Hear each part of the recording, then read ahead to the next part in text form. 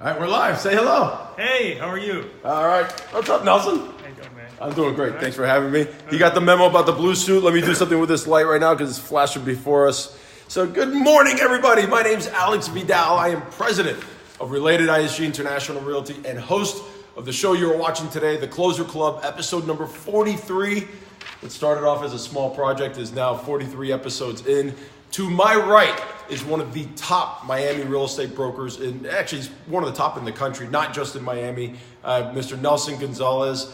Nelson, we're going to have an amazing interview. I can't wait to get to all the questions that we have. Prior to getting started, remember, if you want to work for the brokers connected to some of the biggest real estate players, not only in Miami, but in the country, business people, mindset people, athletes, call me, text me, DM me, all that. And if you want to watch this episode plus the other 42 episodes, go to thecloserclub.com and that'll take you to my YouTube channel that has every single episode on there thus far.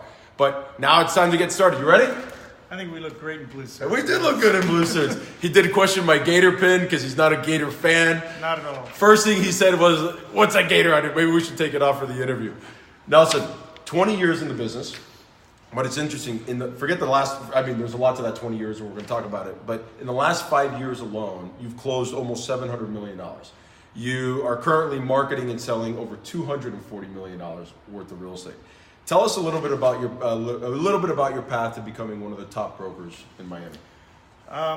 After college, came back to Miami, kind of ran out of money, Okay. so I had to come back to mom and dad here. Where did you go to college? University of Central Florida Okay. in Orlando.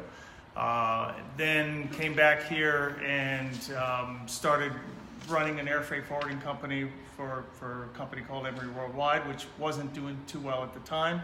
I went back to school, got my real estate license, didn't do much with it, and then the company started, going under, and I went and interviewed at Wimbish Realty in Miami Beach, and Oh, wow. sold the house the first week, and I said, hey, I think I can do this.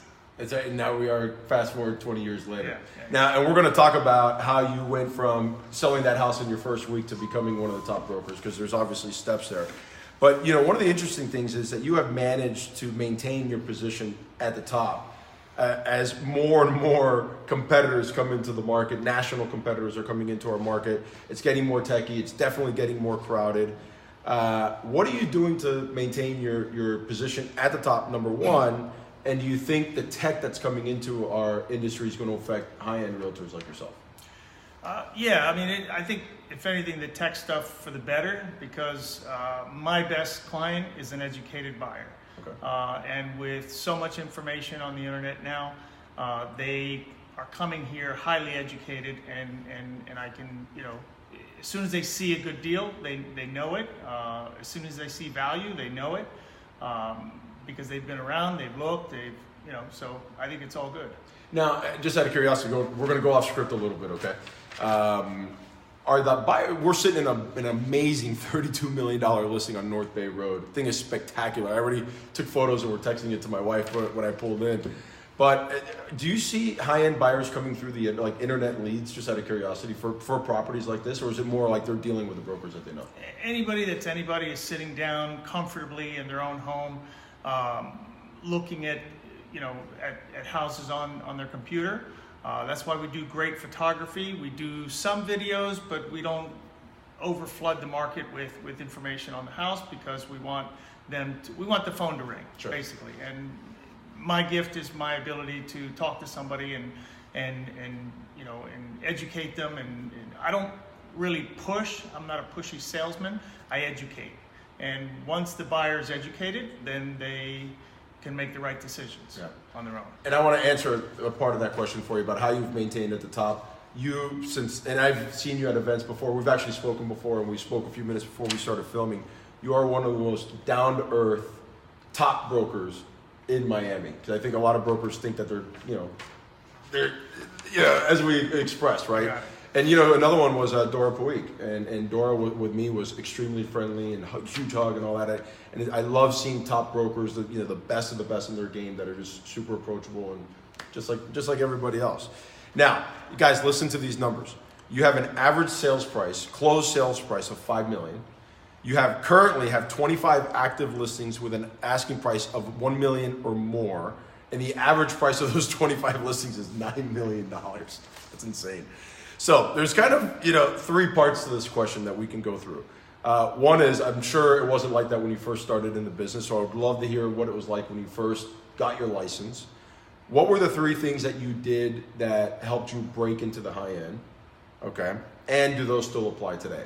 So what was it like when you started? What did you do to break into $32 million properties? And can those same features or same tactics that you used to break into the high end be used in today's market? Yeah, absolutely.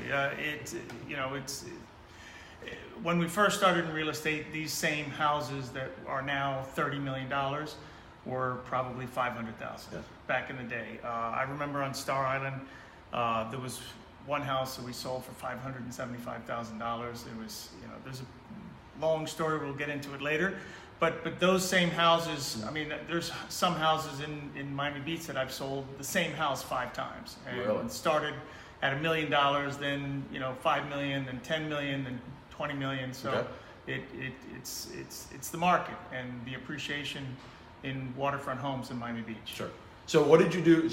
What was it like in the beginning? Were you selling those? I mean, 500,000 20 years ago is the equivalent to 30 million today, right? Correct. So did you just go right into that, or did you start with something less expensive and gradually? I was born and raised in Miami, grew up in South Miami, had no idea what Miami Beach was other than going surfing in South Beach when the down near where the Continuum is, where the dog track was there. So I didn't know about the houses. I didn't know anything. So the first thing I did, I came here, I took my map. We didn't have Google Maps back then. And just learned the streets, learned the houses, went to every single, open house, went to every single broker's open, and just really, really learned the market. Okay. And that's attainable today, absolutely, because everybody has the same access to all the information. So if you know a little bit more than them, because pictures are pictures, but if you physically see something, you can describe it a little bit better than in the picture. So if you get a call from a buyer that has seen the house already on the internet, you can describe it a little bit better. Okay. Little idiosyncrasies like how much water frontage there is and how the view affects certain parts of the house and that sort of thing. So. Okay. So you got in, you just went straight into knocking on the doors or making phone calls? No, I sort of teamed up with one of the top producers because I knew right away, as soon as I drove on to Star Island and North Bay Road, I mean, they didn't have teams back then, but I sort of basically was the gopher for a top producer and just wanted to learn and I listened. I was a sponge. I just listened and listened. Didn't talk a lot, just listened, and took in all the important things, and then I developed, after about a year or so, everything I learned and applied it to my own personality. Got it. See, that's what I love. I think in today's day and age, so many people just want to get to your level and not put in the work. And necessarily, people think like, well, if I'm going to do work for free, you're not really doing work for free because you're paying for your education of learning the market. Absolutely. And I held open houses. I mean, I did 104 open houses in 1 year. Holy crap! That's two every week, 2 every Sunday, and just that was the way I was, picked up buyers. Okay. Now, aside from partnering with somebody like yourself, the Nelson Gonzalez of 20-something years ago, what else did you do that kind of helped push you into? Was it just not being afraid of speaking to these buyers and sellers? Was it just you just didn't have that fear? What was it? Well, by having the knowledge of the market, I immediately developed a rapport with the buyer or the seller. And just developed a bond of trust. And if someone trusts you, they will walk over fire for you. I share that a lot. There's 65,000 realtors in Dade and Broward County. Customers have a choice with whom they want to work with, and they got to like you and trust you to do business with. Right. Now, I don't think this is on here. Actually, it's not. If you were getting into the business today, brand new, you just got your license, what advice would you give our audience on to break into the high end? Just what I said earlier, just knowledge of the market, just learn the market, get your little niche. Do not go from West Palm Beach all the way down to the Keys. Just focus on a certain area and just attack it. And that's the area, an area big enough that you're going to be able to have good business for. But just attack that and try to find somebody like Nelson Gonzalez that you can partner with. I mean, but there's enough people out there that you can learn from, and now this day and age of YouTube and videos and that sort of thing, I mean, you can almost learn a lot from that as well. I love it. And the Broker Opens is interesting. I always used to think that Broker Opens were put on to appease the seller, make it look like brokers were coming through. But you know what? For the brokers trying to educate themselves about the market, it's a very easy way to get out there and see what's going on. Well, not only that, I mean, the Brokers Opens really, we market, I have an outstanding marketing manager. And who's behind camera? Who's behind here, Juliana. And we market, we have probably 40,000 people over all these years in our database. Out of those 40,000, there's probably 8,000 or 9,000 brokers from around the world, around the United States, local. And we market to those brokers. Why? Because those brokers are the ones that are working with buyers. And those are the ones that we, I don't really care if I sell my own listing. I just, as long as we sell it, develop a reputation and go from there. You know what I love about that? It's funny. I never really thought about that. You think about when you do open houses on the regular, like you were doing, you get the buyers to register and you try to get their information. Yeah. But I doubt very highly that many brokers who are doing broker opens are asking the agents that are coming through to register as well. Because now you're building not only the buyer database on the regular open houses, but you're building the broker database. Right. That is awesome. I love that. Now, you sell Miami to some of the world's wealthiest people. And the answer I get a lot, because I always look for, what are these people looking at, right? I would say 9 out of 10 times the answer that I get is amazing weather, great tax plan. Now, I interviewed Gil Deser 2 interviews ago. He was number 41. And I asked Gil the same question. I said, Gil, get away from the weather and the taxes. Give me something new. And he goes, we're finally building the type of product that the billionaires would be willing to buy to actually live it.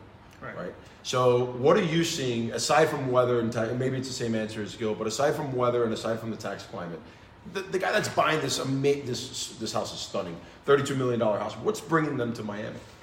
Well, I mean, we didn't have this, to piggyback on Gil's comment, we didn't have this product 10 years ago or 20 years ago. So we didn't have a product that would sell for 10 million, 15, 20, 30, 40 million dollars. So as the market started progressing, and I've developed a couple large houses as well, as the market started to develop, more and more people. I think what brought people here, frankly speaking, in 2002 when Art Basel opened up, it was an entirely different class of people that came to Miami. They came here, the weather was great, they had fun, art was spectacular, they had great parties and that sort of thing, and every year since then they've been coming. So the only thing missing, I think, from Miami was the culture. We really didn't have it. We had a couple of professional sports teams, go Dolphins. Yeah, which aren't always the greatest. Back in the day, but yeah, so now we have culture, and that brings a whole different class of people to Miami. The upper echelon, in my opinion, of people coming to Miami and enjoying it. And once they get here, we got it. I mean, it's this is a great place to live, great place to hang out. It's fun. It is fun. Yeah. That's great. I love it. So taxes, weather, culture, and now we actually have a place that they'd want to live in. Yeah. So in terms of the actual properties. Now, this is another question that I love to ask, especially the realtors because when you're dealing with $32 million properties, you can have some eccentric requests or crazy deals. Tell us a story about an interesting or crazy deal that you've had throughout your 20 years. The most interesting, crazy deal was I sold a house on Star Island that was owned by the Zion Coptic Church. It was a marijuana smoking religion. Okay. I didn't have the listing, but I ended up having the buyer, and I showed it a bunch of times. Sure. And it was like it was the main house, a guest house, and sort of a garage house. And we'd go there, and these people, there were about 20 people. It was kind of a commune. There were probably on Star Island. On Star Island, there were probably 30 or 40 people living there.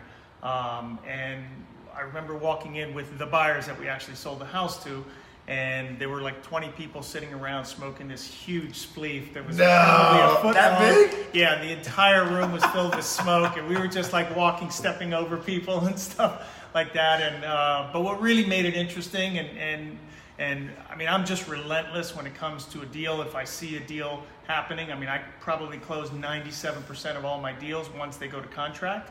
And in this particular one, we were selling the house. This was at least over 20 years ago.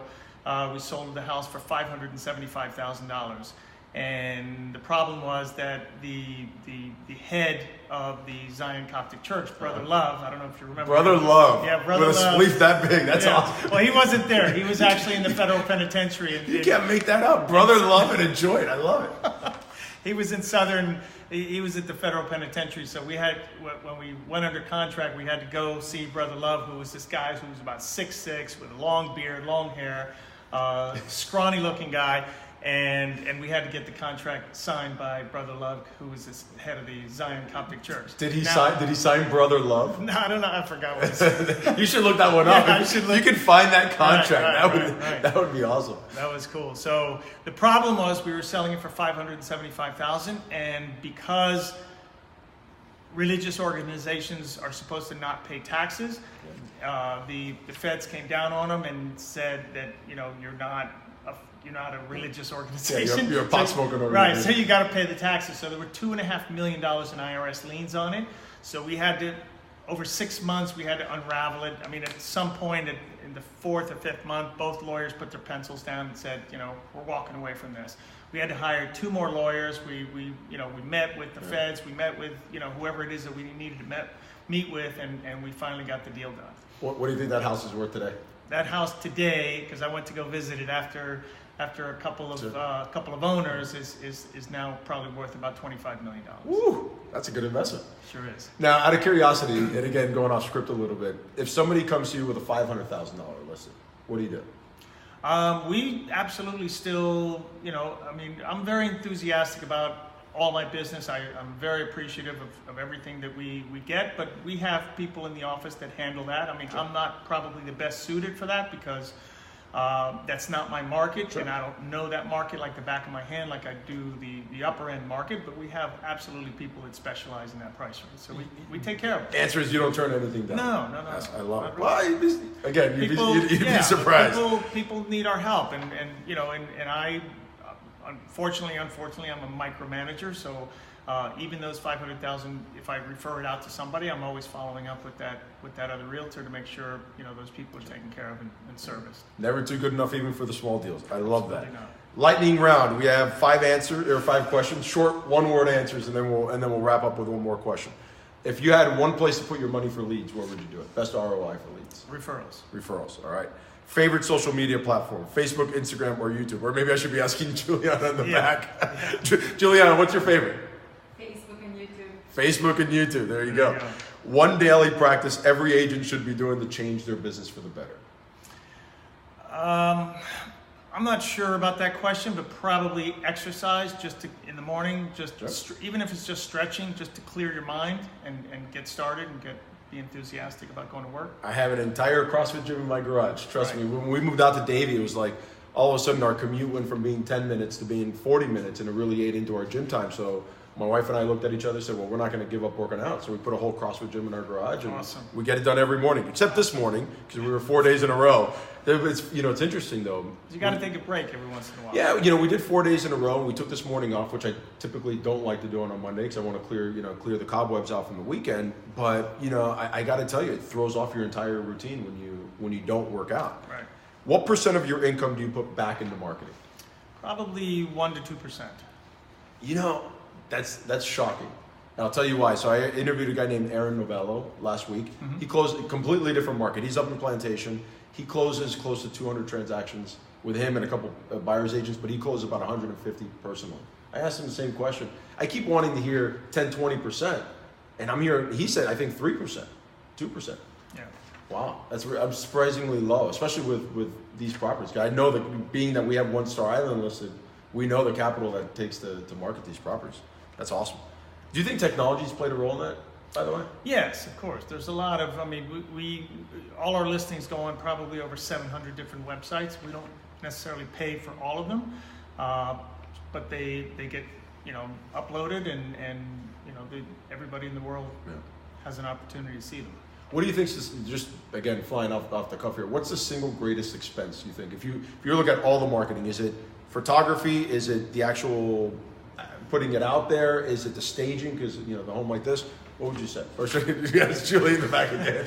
No, I mean, staging, this is something that the owner of the home does, so Yeah. we don't really, we Recommend it. handle it and we recommend it, and I certainly, because I studied architecture in college, and I have an eye for design, so I help staging the houses sometimes, but I think, all just branding and there's a conglomerate of things that we do.